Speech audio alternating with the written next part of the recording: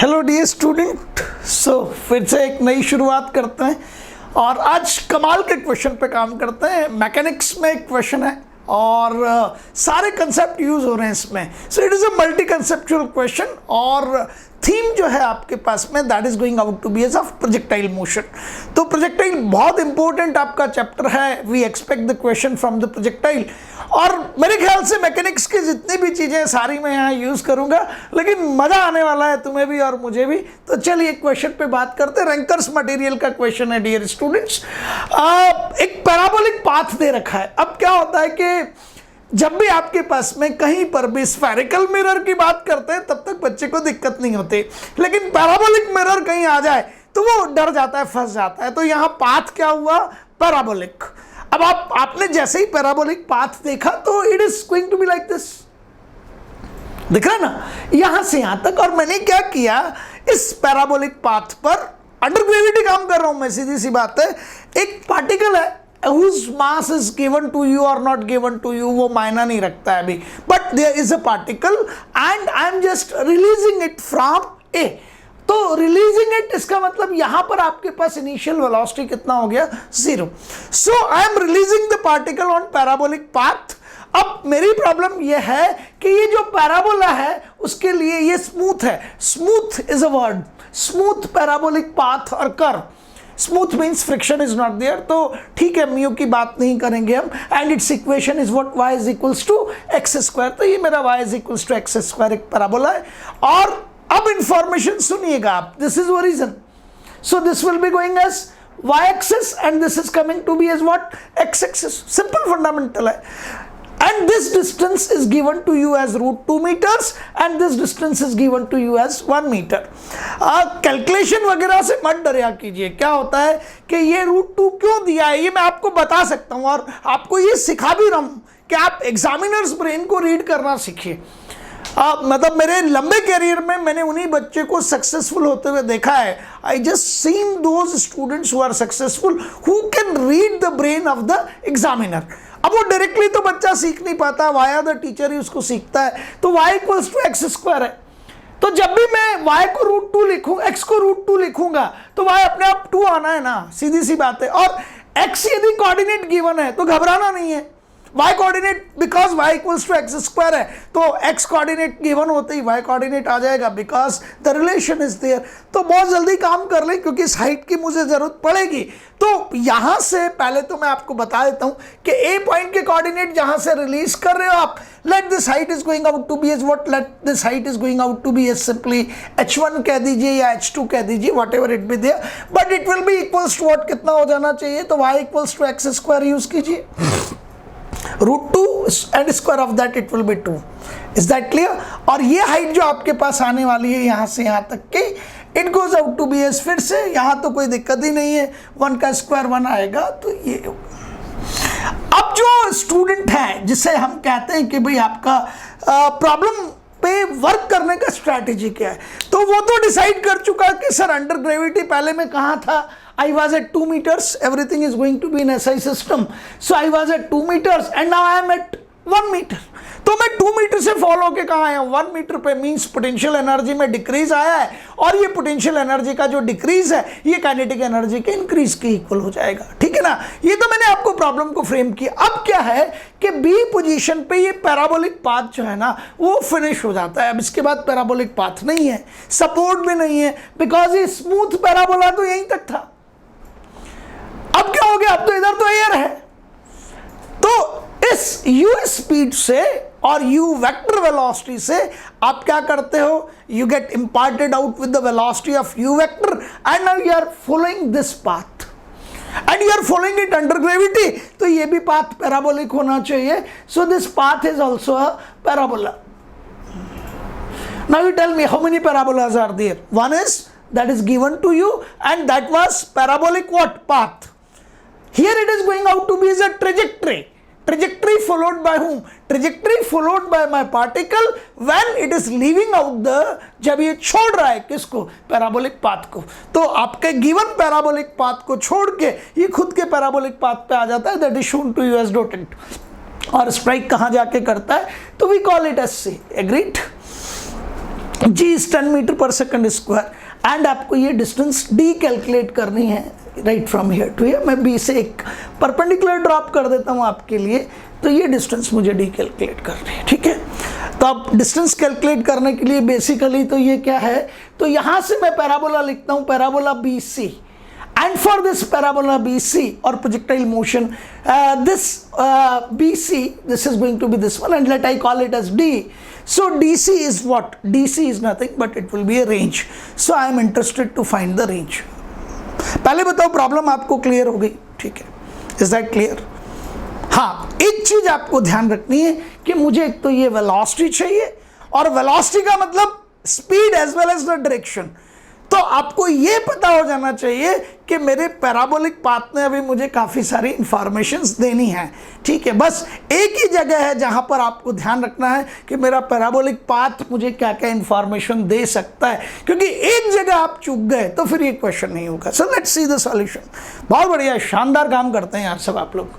तो मैंने पहले तो पैराबोलिक पाथ पे ए और बी दोनों पॉइंट्स के कोऑर्डिनेट्स निकाल दिए, वो आपको नजर ही आ रहे हैं, वो काम कर दिया हमने। तो ये आपका आ गया ये कोऑर्डिनेट 2 और ये वाला कोऑर्डिनेट आपका 1 आ गया। अब एनर्जी कंजर्वेशन लगा दीजिए। तो एनर्जी कंजर्वेशन क्या कहेगा आपका, यहां पर काइनेटिक एनर्जी कितना था, 0। सो यहां पर आपके पास में ke1 बोलेंगे तो इट इज इक्वल्स टू 0। यहां काइनेटिक एनर्जी ke2 बोलेंगे, सो इट इज ke2, बहुत जल्दी कर रहा हूं, it will be nothing but it is equals to half mu square. तो डिफरेंस कितना आया, 0 से हाफ mu स्क्वायर। तो what will be the change, बोलिए, हाफ mu स्क्वायर माइनस 0, तो इट विल बी, और मैंने यहाँ वेलोसिटी को v ले लिया सपोज, ठीक है ना। तो इसको आप चाहें तो हाफ mu स्क्वायर कर सकते हैं, ये लीजिए। So this will be half mu square, no problem. mg difference कितने का है, h2 माइनस h1। हाइट कितनी थी पहले, 2, और अब कितनी है, 1। So it will be 2 minus 1। So you can say sir u square will be coming as 2g, and आप फिर मुझे कह सकते हैं that u will be equals to what, √2g। इसको मैंने उठा के इक्वेशन 1 और 2 कर दी। हालांकि मैं कभी भी यहाँ u स्क्वायर के बाद u में बहुत ज़्यादा इंटरेस्टेड नहीं रहता, बिकॉज यूजुअली हो सकता है आप जो फॉर्मूला यूज करें उसमें u की जरूरत ही ना पड़े, उसमें जरूरत ही u स्क्वायर की पड़े। So don't waste your time, agreed. तो ये जो आपके पास u है, इसका वैल्यू कितना आ गया आपके पास में, √2g। और अभी ये g की वैल्यू को 10 metre per second square put मत कीजिए, इट इज अननेसेसरी। यही डिफरेंस है, जो कोटा का वर्क कल्चर है ना, वो यहीं से थोड़ा सा डिफरेंट हो जाता है। क्यों नहीं रख रहा हूं अभी समझिएगा, that why I am not putting it as 2 into 10 and then placing it 20। समझ आएगा अभी आपको, तो ये तो क्लियर हो गया। अब क्या करना है, ध्यान से देखिएगा, ये सबसे इंपॉर्टेंट पोजीशन है। तो मेरा एक काम खत्म हो चुका है, और अब मैं आपके सामने ब्लू कलर से बहुत इंपॉर्टेंट चीज बना रहा हूं, उसे ध्यान से देखिएगा, ठीक है। ये तो परपेंडिकुलर था, और ये हाइट कितनी थी आपके पास में, 1 मीटर थी, that is 1 metre, agreed. This is this one there. अब चलें, तो मैंने आपसे ये कहा that there is going out to be as a horizontal like this. ये एक हॉरिजॉन्टल है, ब्लू कलर से बना रहा हूं, ध्यान से देखिएगा। I am making it from this one, visible है सब लोगों को, ठीक है।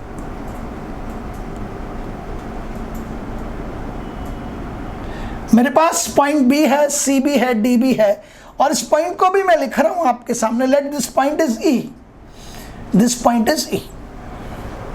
एंड नाउ यू से कि मैंने क्या किया, ये कंप्लीट आपके पास में एक नया कोऑर्डिनेट सिस्टम चूज कर लिया, and let it goes out to be is what, y dash, and let it goes out to be is what, x dash. So this is a new coordinate system, and let this point B is known to be as, we call the B as O dash. तो एक coordinate system तो ये था, और एक नया coordinate system मैंने ये ले लिया। जरूरत है इसकी, बहुत इंपॉर्टेंट है ये, और यही चीज आपको सीखनी। तो अब क्या करना है, एक छोटी सी चीज है जो आप सब लोगों के समझ आ रही होगी। Sir this is initial velocity for the projectile that will be moving from B to C, और इस इनिशियल वेलोसिटी ने हॉरिजॉन्टल से कितना एंगल बनाया, so let we call it as, let this angle is equals to theta.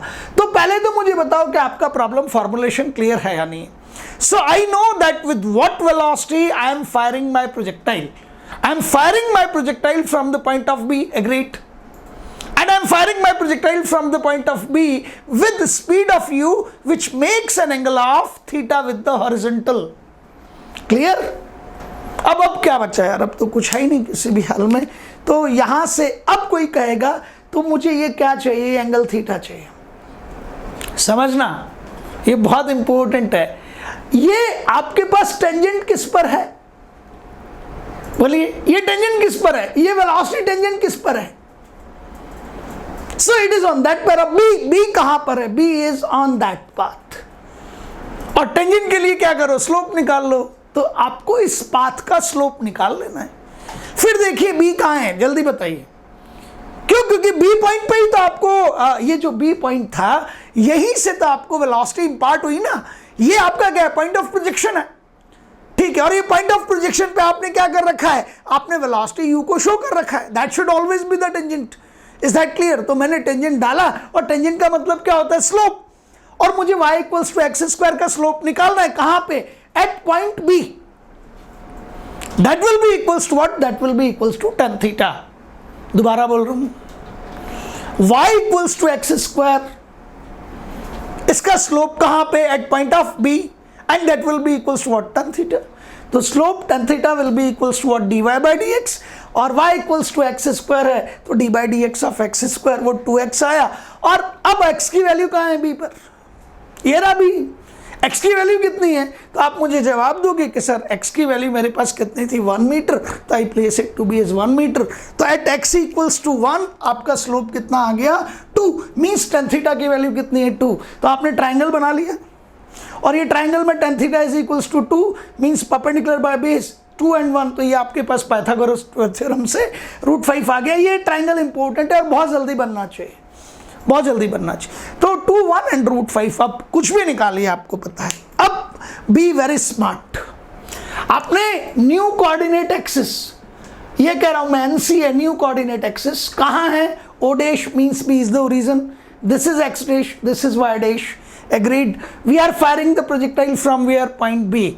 तो इस new coordinate system पे काम कीजिए, और ये जो आपका प्रोजेक्टाइल है, इस ट्रेजेक्टरी का इक्वेशन मैंने लिखा आपके सामने, y equals to x tan theta minus half g x square upon u square cos square theta. But यहां जो y और x कोऑर्डिनेट सिस्टम है, ये कौन से कोऑर्डिनेट सिस्टम के पार्ट है, of this one?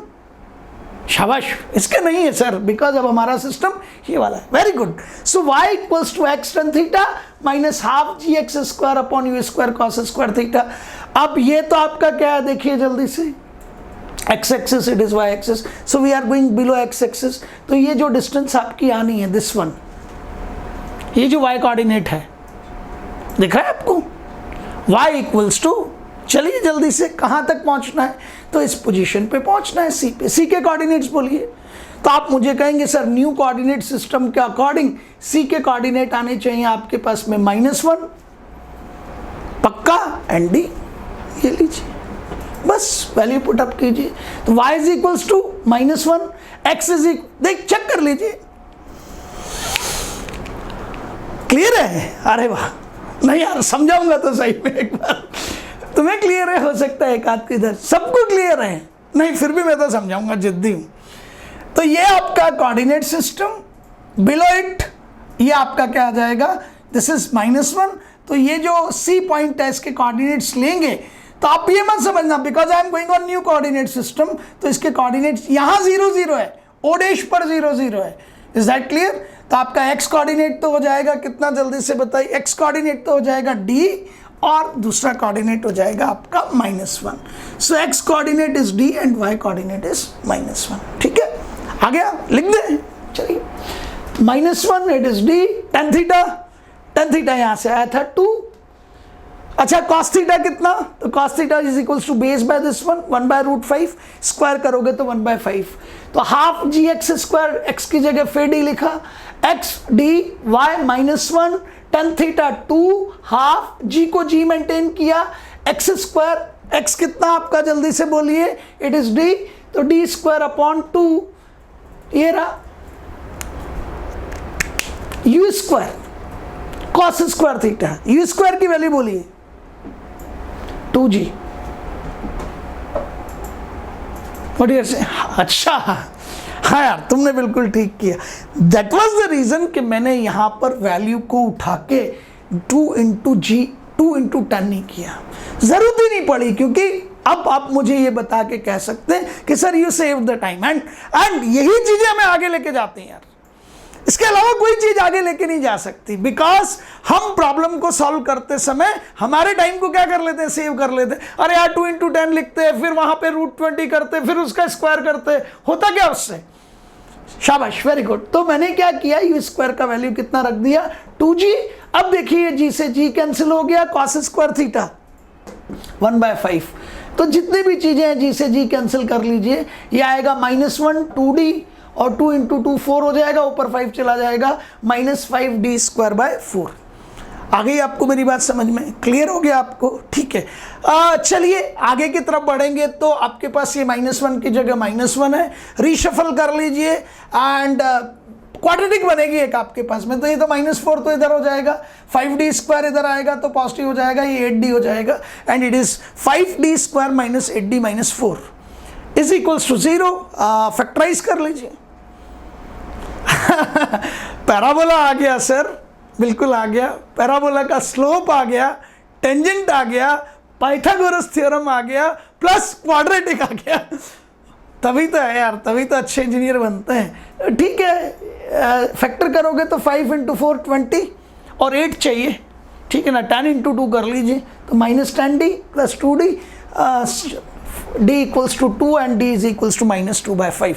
Negative answer is not possible, d की वैल्यू नेगेटिव नहीं है, दिख रहा है आपको।